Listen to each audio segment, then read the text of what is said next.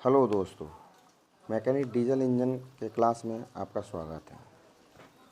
आज हम इंजन पढ़ेंगे, इंजन के बारे में पढ़ेंगे। इंजन क्या है,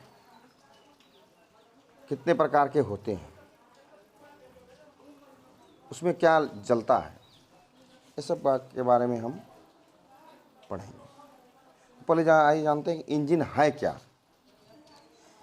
इंजन वह मशीन जो हीट एनर्जी को मैकेनिकल एनर्जी में तब्दील करे उसे इंजन कहते हैं। तो हीट एनर्जी को जो मैकेनिकल एनर्जी में तब्दील कर दे, यानी वह खुद ब खुद हीट पैदा करता है अंदर में। और हीट कहाँ से उत्पन्न होता है? तो केमिकल को जला करके,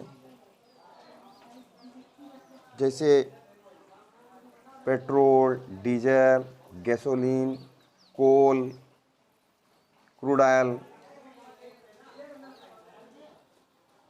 वुड, कुछ भी हो, जिससे हमको वो हीट बन सके। और हीट को यह मैकेनिकल एनर्जी में कन्वर्ट कर देता है। और मैकेनिकल एनर्जी में जब कन्वर्ट कर देता है तो वहाँ से हम लोग वर्क पावर ले लेते हैं, उससे जो भी काम करना होता है वो काम करते हैं। ऐसा नहीं है कि केवल इंजन से हम गाड़ी ही चलाते हैं, बहुत तरह के, सैकड़ों तरह के काम हैं इंजन से, वैसा काम हम करते हैं। हीट इंजन का क्लासिफिकेशन होता है, दो तरह के इंजन होते हैं। एक एक्सटर्नल कंबशन इंजन, एक internal combustion engine. External combustion engine हुआ बाह्य दहन इंजन, जो बाहर में दहनात्मक क्रिया जिसकी बाहर में हो वो बाह्य इंजन कहलाता है।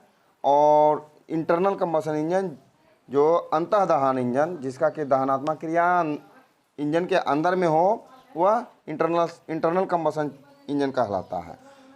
तो आइए पहले हम जानते हैं एक्सटर्नल कंबशन इंजन के बारे में। एक्सटर्नल कंबशन इंजन में के श्रेणी में स्टीम इंजन और टरबाइन आते हैं। जो पहले हमारा लोकोमोटिव यानी कि रेलवे के इंजन में स्टीम इंजन प्रयुक्त होता था, सबसे पहले ऑटोमोबाइल के क्षेत्र में हमारा स्टीम इंजन ही आया था। सबसे पहले हमारा ऑटोमोबाइल के क्षेत्र में स्टीम इंजन ही आया था। तो ये इंजन अब हमारे पास नहीं है, नहीं चलते हैं। तो आइए हम चलते हैं इंटरनल कंबशन इंजन पे। इसमें इंटरनल कंबशन इंजन दो तरह के होते हैं, एक स्पार्क इग्निशन इंजन और एक compression ignition engine. Spark ignition engine petrol engine हुआ, गैसोलीन इंजन हुआ, और कंप्रेशन इंजन इग्निशन इंजन और डीजल इंजन हुआ। तो स्पार्क इग्निशन का मतलब हुआ जिसमें कि दहनात्मक क्रिया स्पार्क के द्वारा कराई जाए, यानी कि पेट्रोल इंजन में स्पार्क प्लग लगे रहते हैं। और कंप्रेशन इग्निशन इंजन में वह डीजल जलता है, उसमें डीजल डाला हुआ रहता है। तो एयर को कंप्रेस करके उसमें डीजल का छिड़काव होता है और वो कंप्रेशन के द्वारा ही उसमें आग लगता है। वो एयर को इतना ज़्यादा कंप्रेस हो जाता है कि वो 500 से 700 डिग्री सेल्सियस तक गर्म हो जाता है। उसके बाद उस पर डीजल का छिड़काव होता है, जिससे उसमें आग लग जाती है। स्पार्क इग्निशन इंजन भी 2 स्ट्रोक और 4 स्ट्रोक होते हैं। कंप्रेसर इग्निशन इंजन भी 2 स्ट्रोक और 4 स्ट्रोक होते हैं। तो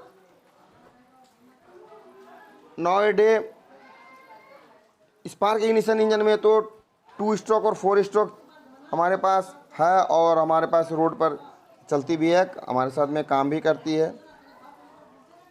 लेकिन आजकल नॉवेडे में आजकल 2 स्ट्रोक इंजन कम हो गया है, 4 स्ट्रोक इंजन का क्रेज़ ज़्यादा है। 4 स्ट्रोक इंजन हमारे पास ज़्यादा चलता है।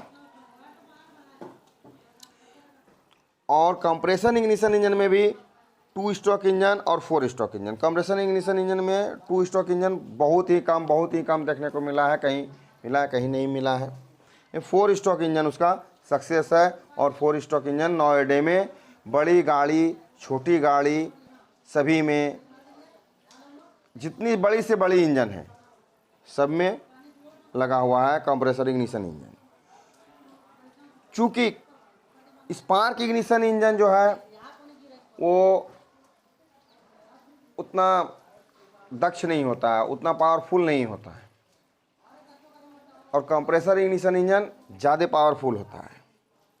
इसलिए हम कंप्रेसर इग्निशन इंजन ही ज़्यादातर यूज करते हैं, और रोड पर भी compressor ignition engine commercial vehicle में ज़्यादा यूज होती है।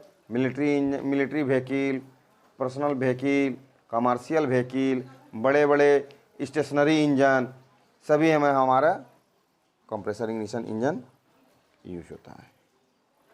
Thank you.